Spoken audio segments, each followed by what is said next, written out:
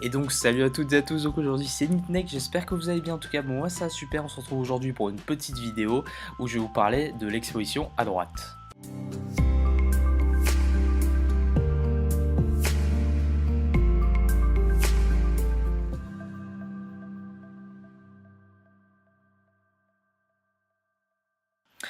Alors tout d'abord, avant de rentrer dans le vif du sujet, c'est-à-dire dans l'exposition à droite, finalement on va tout d'abord parler de l'histogramme. Qu'est-ce que l'histogramme? L'histogramme, c'est ce petit carré ici dans lequel vous avez une courbe qui est divisée en 4 parties, à savoir les noirs, les ombres, les hautes lumières et les blancs. Après, on a une partie du milieu, c'est les teintes médians, comme on pourrait appeler ça. C'est tout ce qui est milieu. Donc déjà, qu'est-ce que les noirs? Les noirs, c'est bon, comme l'indique son nom, c'est par exemple ici, ces parties-là où c'est quasiment bouché. Qu'est-ce que les ombres? Les ombres, c'est par exemple les arbres ici qui sont ici dans l'ombre, vous voyez que c'est pas du tout dans le... Enfin, c'est normal, hein. Donc il y a marqué exposition, mais en fait c'est les teintes médians, on peut appeler ça, par exemple ce bâtiment là, puisqu'il est ni trop sombre ni trop clair. On a ensuite les hautes lumières, donc quand on parle de lumière on va parler par exemple des bâtiments qui sont ici. Et enfin on a les blancs, c'est le ciel, comme on peut le voir ici. Et justement l'histogramme, donc ça va finalement illustrer toute votre photo grâce à une courbe, comme on peut le voir ici. C'est-à-dire que là, si on lit l'histogramme, on peut voir que on a la majeure partie de la photo est constituée de haute lumière et de blanc, autrement dit de ciel et de bâtiments qui sont assez clairs. Et donc on va jouer justement sur cet histogramme pour pouvoir faire notre exposition à droite. Ici je vous ai préparé j'ai cherché deux photos dans mon répertoire qui illustrent assez bien l'exposition à droite. Et donc voilà, donc là c'était à la Défense, je pense que vous reconnaissez très bien. Et vous pouvez voir qu'ici, dans ces deux photos, donc on a une photo qui est un petit peu, qui est moins exposée que l'autre, donc la 687 pardon, et la 688 qui est assez exposée. Donc déjà comme on peut le voir ici, le ciel n'est pas à la même place sur l'histogramme. Vous voyez que ici, le ciel appartient plutôt au blanc. Vous voyez qu'ici je suis sur le blanc et vraiment le ciel est blanc. Alors qu'ici, le ciel appartient plutôt aux hautes lumières. C'est différent, c'est pas la même chose. On va voir pourquoi, ça justement c'est l'exposition à droite. Donc finalement en fait la différence entre ces deux photos, sur cette photo la courbe est plus à droite que celle-ci où on sent vraiment que la courbe est décalée vers la gauche. Parce qu'il faut savoir que lorsque vous shootez en RAW, l'image conserve l'intégralité des informations qu'a pu capturer le capteur durant la prise de vue. C'est-à-dire que si, vous voyez sur cette photo, j'ai pas d'ombre, enfin j'ai rien qui est cramé ici, et rien qui est bouché. Donc c'est-à-dire que sur cette photo, j'ai l'intégralité des informations que j'ai besoin pour pouvoir traiter ma photo. Après ça dépend comment le logiciel les restaure, puisque bon après il y a création de bruit et c'est justement ça, on va voir ça plus tard dans la vidéo.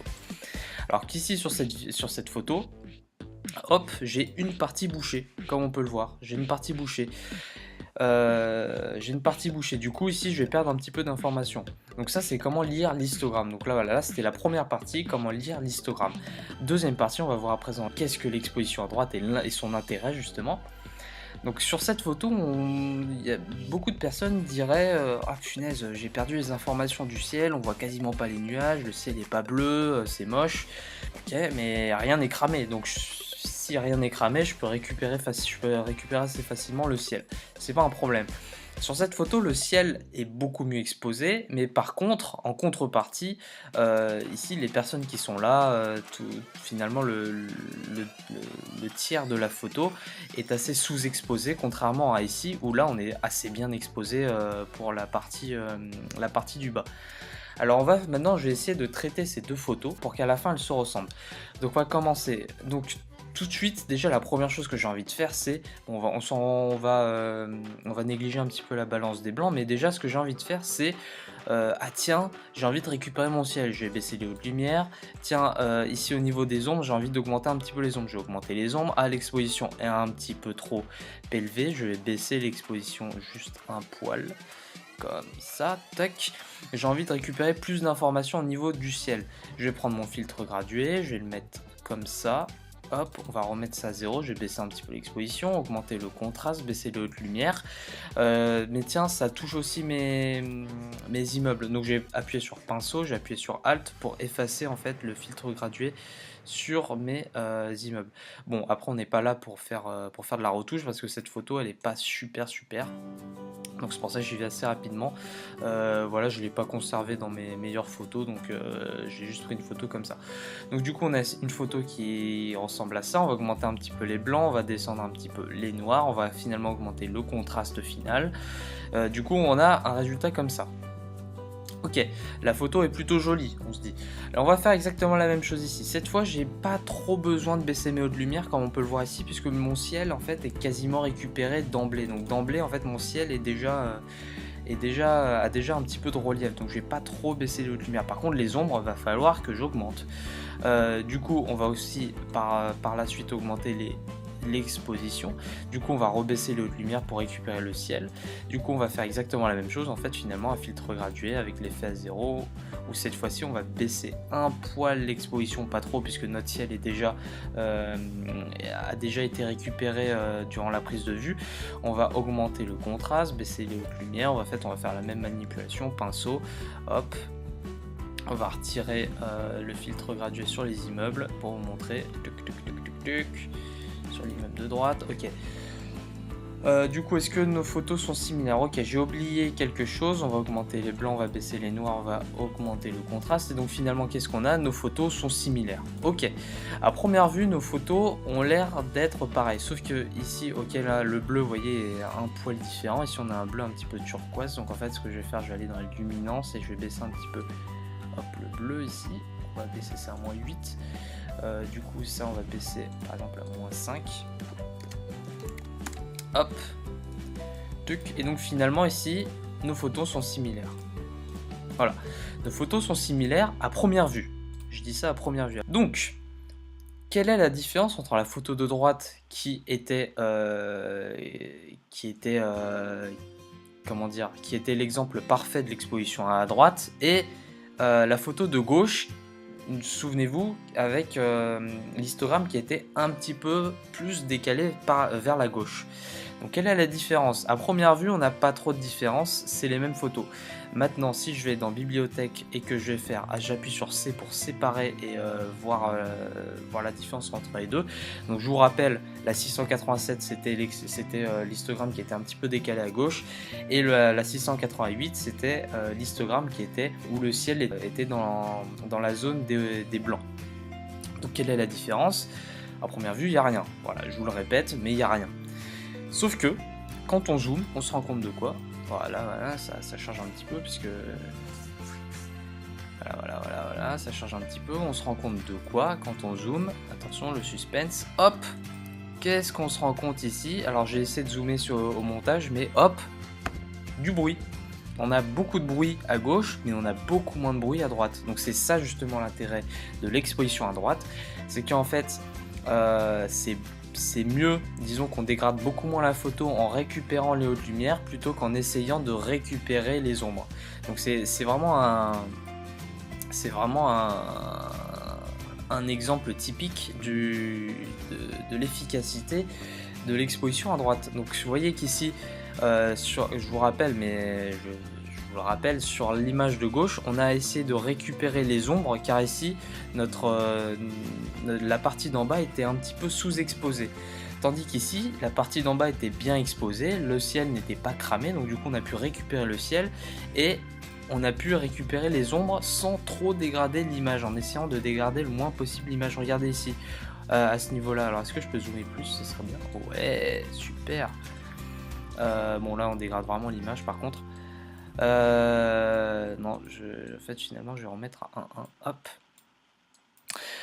Voilà, donc vous voyez qu'ici on a beaucoup plus de bruit à gauche que à droite. Alors attendez, je vais essayer de vous trouver une autre zone où on peut vraiment voir la différence. Ouais, non, ici vous voyez qu'on voit vraiment bien ici la différence. Ici il y a du bruit, là il y a du bruit, c'est moche. Au niveau des arbres il y a du bruit, là il y en a beaucoup moins. Et du coup si vous voulez imprimer votre photo, si vous voulez imprimer votre photo, c'est beaucoup mieux d'imprimer cette photo car il y a beaucoup moins de bruit et finalement regardez, le résultat est similaire. Donc c'est pour ça que vous voyez que durant la prise de vue, c'est assez important de faire attention. justement à l'histogramme. Donc comment faire pour accéder à l'histogramme sur votre caméra, sur Nikon je ne sais pas, sur tout ce qui est Nikon, Sony et voilà les autres marques je ne sais pas. Mais sur Canon en tout cas, quand vous ouvrez votre appareil, vous allez donc dans le visionnage de vos photos, donc vous savez le rectangle avec un triangle au milieu. Et vous allez appuyer sur Disp. Normalement vous avez un bouton Disp, donc là c'est pareil, je peux pas trop vous dire parce que sur Canon le bouton Disp ne se trouve pas au même endroit selon les modèles, donc vous appuyez sur Disp et vous avez donc accès à l'histogramme de votre photo. Si vous avez toujours pas votre histogramme, vous rappuyez sur Disp, hein, je pense que vous savez vous débrouiller, et du coup vous pouvez voir si votre photo respecte bien l'exposition à droite. Donc ça c'est niveau technique. Alors maintenant, dans quel cas on peut ne pas utiliser l'exposition à droite? C'est vraiment des cas exceptionnels, c'est quand on ne peut pas en fait.